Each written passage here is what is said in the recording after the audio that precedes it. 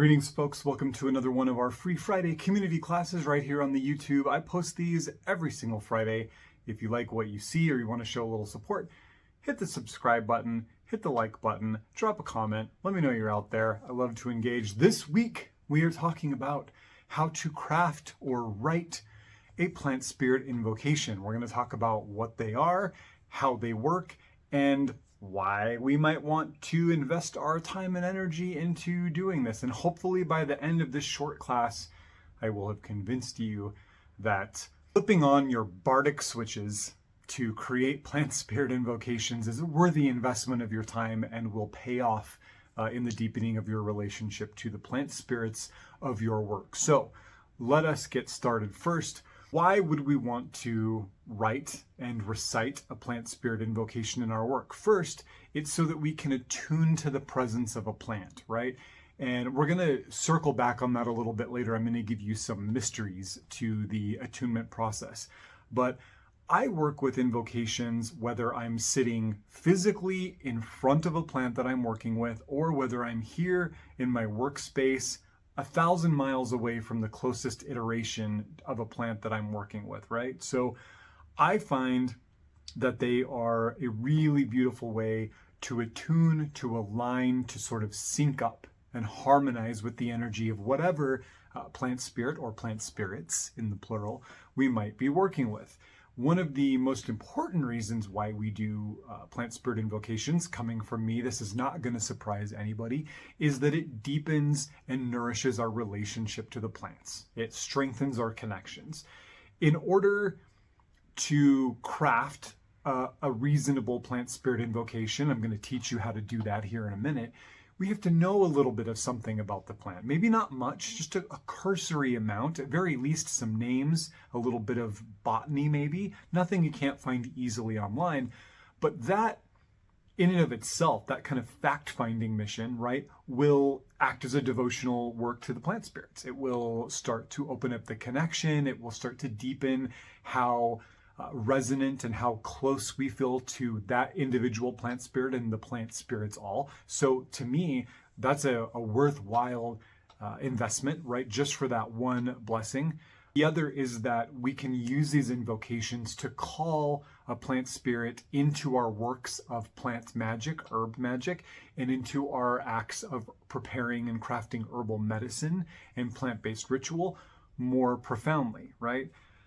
The nature of the universe is reciprocity and permissibility, right? So when we do an invocation, we're basically saying we want as much of you, as much of the person that you are, all of your virtues, to be in this space, to be in this work as possible, right? We're saying yes, we're giving permission. We're saying we create space in body, mind, and spirit, and in physicality for you to move into this working, to move into our side of the hedge as much as you will. We can also use these plant spirit invocations as a point of meditation, right? We can meditate on them or use them as sort of a repetitive prayer or, for lack of a better word, a mantra, right? That we can use to deepen our relationship to a plant and to open up to the inspiration that a plant spirit might bring us.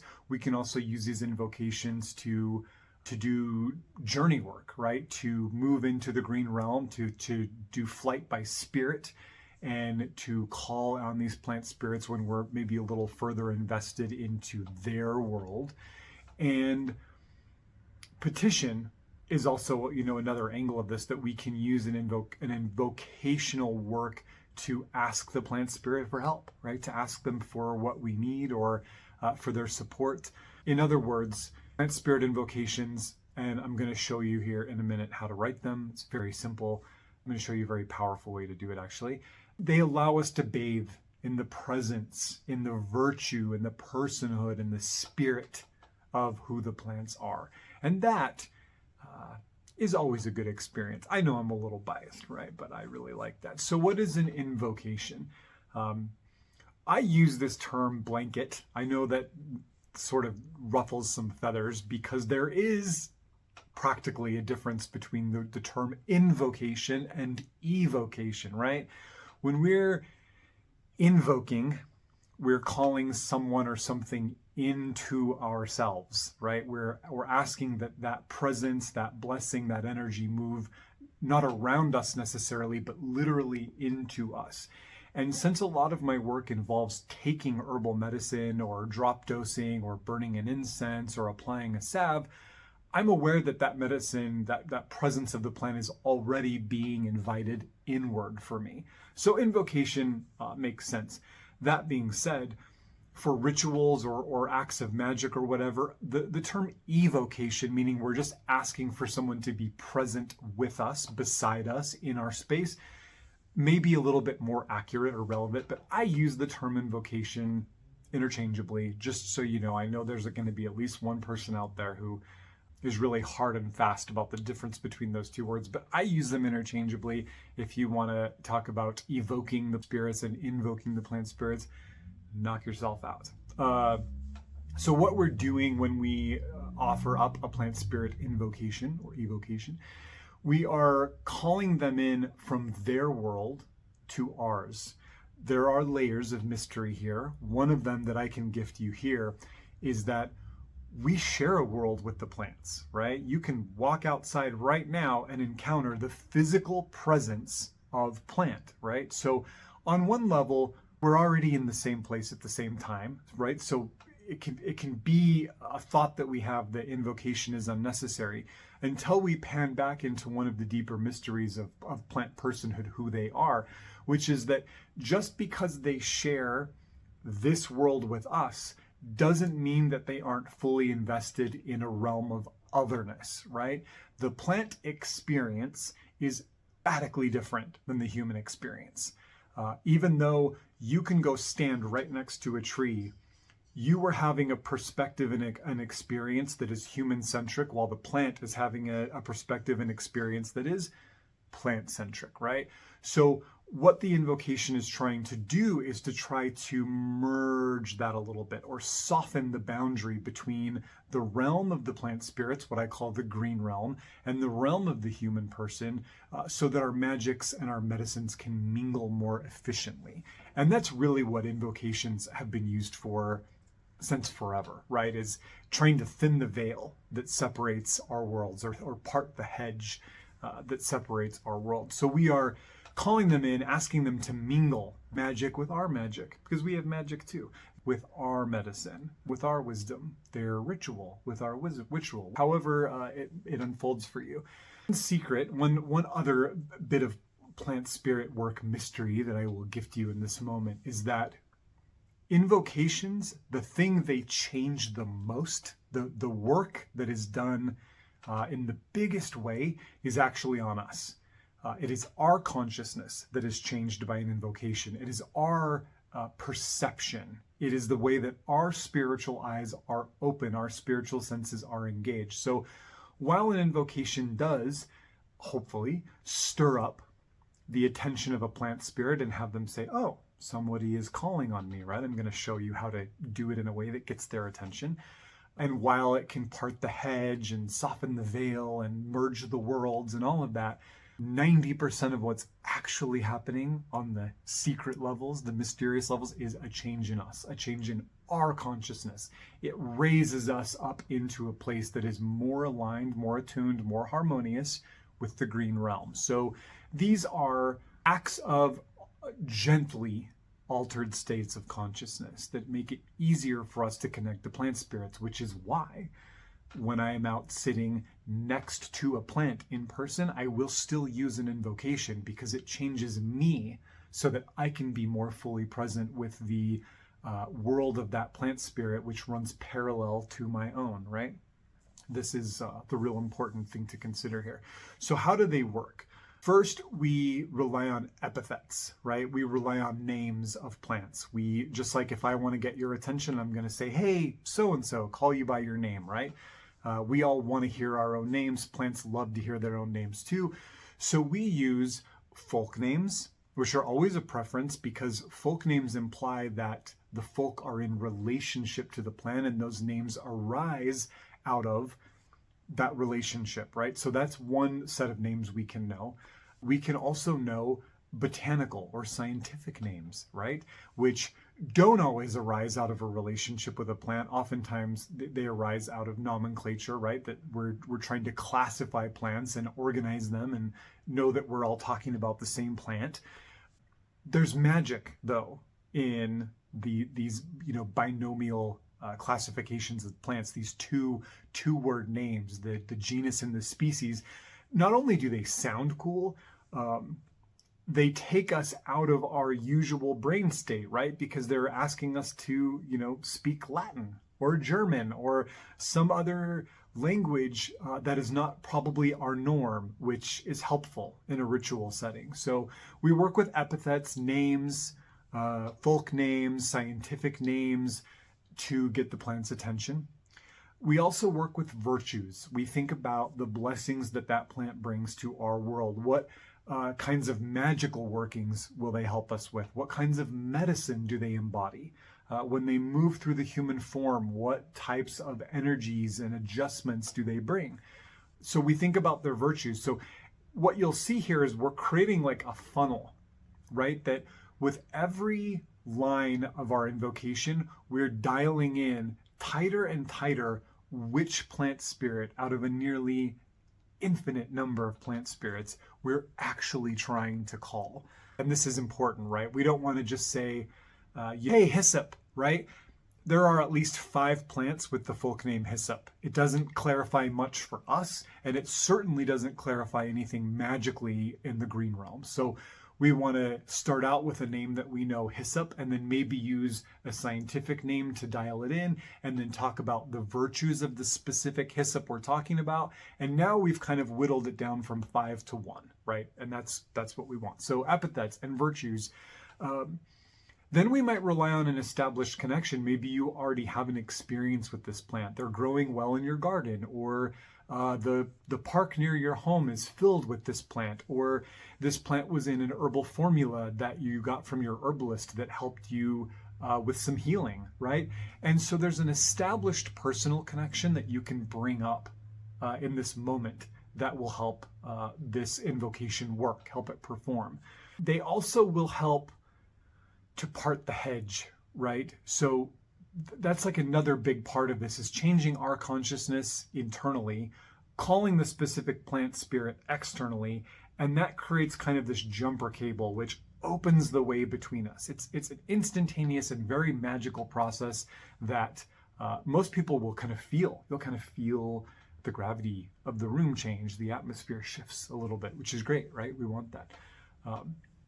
And they allow us to call into the green realm, right? Which is a good thing, that we don't always expect everything to be delivered to us.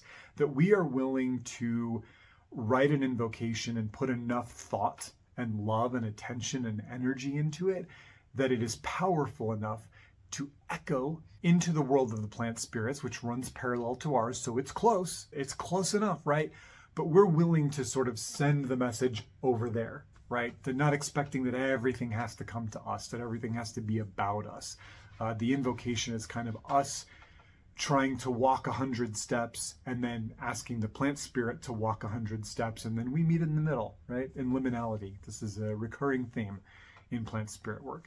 So let me teach you how to write a good plant spirit invocation. So I actually base my formula for writing an invocation off of very ancient and very established, very repetitive, very predictable forms of Pan-Indo-European pagan prayer formats, right? We see prayers that have survived, inscriptions and dedications and sacred texts and oral passings on. We see this format of prayer and petition and invocation very solidly, right? So it's something that we've been doing. It's a way we've been doing things for a very long time throughout the Indo-European pagan world. So we're leaning into old ancestral magics here, which is very cool. And I also anchor this in the teachings of theurgy. I'm really fascinated by theurgy, and it works well with plant spirits. It's a fantastic system of magical perspective that plays well with plant spirit work, with helping us kind of polish some of the rough spots and fill in some of the gaps. So while Theurgy is a system that is intended to be magic done with the aid of the gods, I have found that I can apply those teachings into plant spirit work. So you'll see a lot of that. And before we get into the 4 steps here, you can use these exact same steps, a la Theurgy, to create really beautiful prayers, really beautiful petitions. If you follow these same steps and your intention is to petition a plant spirit or a deity or an ancestor, you will end up with a really powerful, really effective, really beautiful petition or prayer. So you can use these steps as an invocation format, which is what we're going to do, or as they were originally being worked in these patterns that we see repeated for making positions. So step 1, identification, right? We're kind of coming back to where we started with how these invocations work. We have to use some types of words to identify the plant spirit that we're calling to, right? We have to be specific. When we want their attention, we have to call them. So we're going to use names, folk names, scientific names, names that have been revealed to you personally by your work with these plants. We're going to use virtues that we know about this plant: great healer of the respiratory system, great soother of the heart, you who help us with grief and anxiety. Whatever virtues that you know about the plant, and herein lies that connection part, right? That we have to know at least a little bit to write one of these. So there's some devotional work being done. I like to throw in some physical attributes, right? So you who have flowers the color of the morning sun, or you whose leaves are soft like wool, or you that has sharp spikes, right? Make some reference to their physical form. Talk about how beautiful they are, right? They love that. Everybody loves a little flattery, and flattery gets you far, right, in this work. So form, scent, you can talk about their fragrance, you can talk about their colors, their leaf shape, the type of fruit they make and how enjoyable the fruit is, whatever. You could mention locales where they grow, that grows next to rivers or high up in mountains where other plants can't thrive. You can use that kind of bioregional stuff. You could also consider if they've been mentioned in ancient texts, right? So if I was writing an invocation to mugwort, I could easily say, mugwort, you whose praises are sung in the 9 herbs charm of the Laknunga. Like, now we're really clear about who we're talking about, right? There's really no question. Similarly, if you have a friend who's really close to that plant, or maybe you know of a deity or a hero or a saint that is connected to that plant somewhere, you could throw that in. Beloved flower of Saint Hildegard, or tree spirit ally of my friend John, right? Again, we're trying to take really broad, the massive green realm, infinite number of plants, and slowly get more and more refined until we have the full attention of the one plant we are trying to get, that we want 100% of our energy and invocation to go to them. So step 1, identify who you're calling out to, who you're invoking. Step 2, justify the invocation, right? This is important. Why are you calling me? From Aladdin, right? Who disturbs my slumber, right? Why are you calling me? What do you want? Remind them of your relationship with them, whether it's a personal relationship or just the human to plant relationship, that we are wrapped up together, that our exhalations are a gift to them and our inhalations are a gift from them. When in doubt, rely on the ritual of breath, okay? Remind them of how they show up for other people, maybe people you know, maybe just historically, like you who have been our go-to during cold and flu season since time immemorial, right? Remind them of their relationship to the humans. They already know, right? But we're kind of, again, we're trying to strengthen the link between us. And so we're calling up these kind of emotional, power-saturated concepts that act as a magic to link us, right? That's all that's happening. And as you get good at this and you do this work and you go further into it, like I said, you'll feel the atmosphere shift. You'll feel that presence roll in, right? You'll feel your own consciousness shift and you'll feel the space around you shift. So reminding you of your relationship with me, reminding you of your relationship with people in general, with my ancestors, with humans, with herbal medicine. And you can always just acknowledge their general virtues, right? Their general medicinal virtues and how we humans have benefited those for so long. So the justification is, I'm justified in invoking you into this space because you've always shown up for us. You've always been there for us. So I'm asking you to be there for me now, right? Which we see in so many of those pagan prayers that follow this format, right? I'm invoking you, great deity, whoever, because you've always shown up when we've asked you to show up, right? Like you keep showing up, so we're going to keep praying to you, right? That's how paganism works. Step 3, invoke. Now we do the actual invocation, right? So we ask them to join us, and you just say that however you want. Plant spirit, please join me here now. We ask them to mix our magic and our medicine with ours, right? I ask you to bring your magic of protection and mingle it with my magic of protection in the form of this ritual so that our magics can be mingled and strengthened. I ask you to bring your medicine of clearing and easing the lungs and the respiration into the medicine that I'm preparing here with my own hands, right? So we're asking for a mingling. It's all relationship based. Always remember that sometimes we have to ask the plants to carry everything, to foot the bill. But whenever possible, do your part, right? This is very respected in this work by the spirits of our ways, that if we're saying, look, I'm doing a thing, I'm asking you also to do a thing, but I'm not asking you to do everything, right? They already do so much. We can find ways to step up. I will also ask, open the ways between us. Can you make it easier for me to hear you, to perceive you, to communicate with you?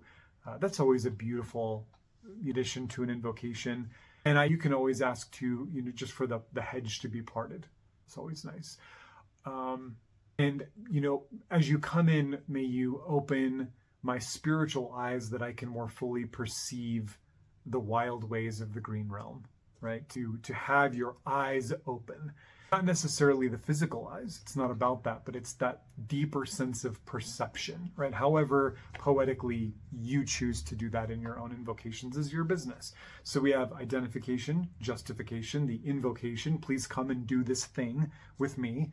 And then we end with a vow, always, right? Because the universe operates on a principle of sacred reciprocity. If we're asking them to do something for us, we ought vow to do something in return for them, thus kicking on that infinite cycle of reciprocity of offer, receive, offer, receive, offer, receive. That's what sorcery is all about. So you're inviting a guest. Tell them about the party, right? Tell them why they should show up. What will you be doing? Will you invoking them to honor them? Are you invoking them to journey with them? Are you invoking them to bless a tincture that you just made? Are you invoking them to bless a magical incense or a sachet or a bath that you just made? Tell them what's happening at the party, right?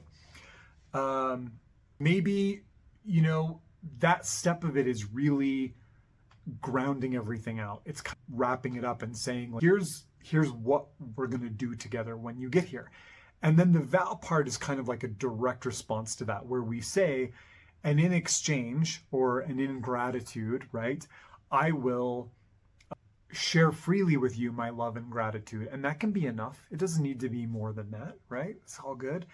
Maybe you're invoking the plant to get to know them, to journey with them. Maybe you're doing a plant spirit journey and you're going to sit for a lunar cycle every day with this plant for a few minutes to learn them. And your vow is, and in return for your blessings, I will dedicate a space for you on my altar. And I will put up a little photo of you and some dried herbs and light a candle for you every day for a few minutes. That could be it. Maybe it's a little more academic and nerdy. I've done this plenty of times where I say, hey, if you show up and you inspire me and you teach me and you guide me, I promise that once I feel confident in what I've learned about you, I'll jump on my blog and write a blog post about you. I'll share wisdom about you with the world. Plants love that. Love. They love when we talk about them. That's why this channel is literally just an act of devotion, right, to the plant spirits and their guardians. They love when we talk about them, when we sing their praises, when we tell their stories, when we say their names.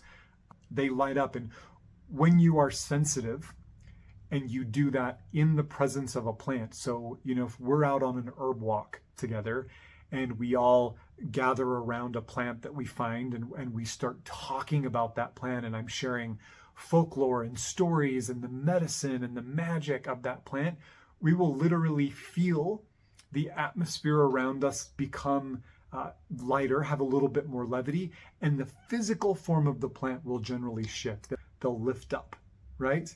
We feel them respond to all of that love. So throw that in here. It always helps. Maybe you have the plant in your garden, or they're growing near you at a local park or something, and you can say, I'll give you some extra TLC. You promise I'll go out and I'll pick up trash for a couple days for you, or I'll go out today after this and trim you and make, get any dead leaves off and kind of just make sure that you're good and check in on you. Make a vow to respond with the gift and do it. If you make a vow, even just so simple like this, you have to follow through. You don't want to be one of those people that the spirits show up, you have committed to reciprocity, and then you haven't committed your side of it. That breaks the cycle, and it's very difficult to start it again. But once you start it and you maintain it, then it's so easy. So there you have it, in your own way, with your own poetry, with your own words, beautiful and graceful or not. It doesn't matter. It's the energy, the feeling, the emotion of identifying the plant spirit you want to work with, of justifying, of getting firm and resolute in why the invocation should be effective, in invoking them, stating what it is you're going to do, why are you calling them, and then in vowing to respond with reciprocity. 2 points before we wrap up. This went way longer than I anticipated, so if you're still here, thank you. We don't engage in transactional love with plants. So it's not like, I vow to do this for you so that you will make this love spell work, or so that you will heal me with this tincture. It's not that. Remember the ancient Latin pagan phrase, which is a cornerstone of my practice, do ut des. I give so that you may give, not I give so that you will give. That's transactional, right? I give so that you may give is us saying, I'm going to do something for you, a vow, which creates space within me for you to fill with the thing I'm asking for, which creates space in you for me to fill with a response, which creates space within me for you to respond on forever. So we offer, whether it's to the ancestors, the gods, the plants, we don't offer to get something in return. It's not a financial transaction, right? We gift out of the depth of ourselves to create room within for a response. You cannot move furniture into a room that's already filled with furniture. You cannot fill a glass that's already full. So we pour half that glass out as a libation and offering, creating space for a responsive gift from the spirits of our allies. That's one thing I want to mention. The final, you can write these in advance, play with them, make sure all 4 of those things are checked. I really like them in that order too. That's very traditional. You can also just memorize the 4 steps and do this spontaneously. That's like 99% of the time how I do this. Usually the only time I write plant spirit invocations is when I'm writing them to share with you guys, right? On Patreon for our plant spirit journeys, or for a client, just to help people out. So you can write them in advance and kind of perfect it and play with it, and make it rhyme if you want, or put it to a beat, or just make it feel good. All that matters is that it feels good. Or you can totally do this spontaneously. You don't have to think about it in advance. If you know some fun facts about a plant and some names, you got everything you need in the moment to identify, justify, invoke, and vow, right? Think it through, follow through, do the work, and you will experience a very powerful and very effective way to connect to our plant spirit allies. So Easy peasy. If you want to share any of your plant spirit invocations, the comments below are open. I'd love to hear from you. If you have any questions as well, you can post them there. To get access to my advanced content, monthly guided plant spirit journeys, our courses in spiritual herbalism, all access passes to all that good stuff. You'll find a link down in the details below. Thank you so much for hanging out with me. I will see you next week.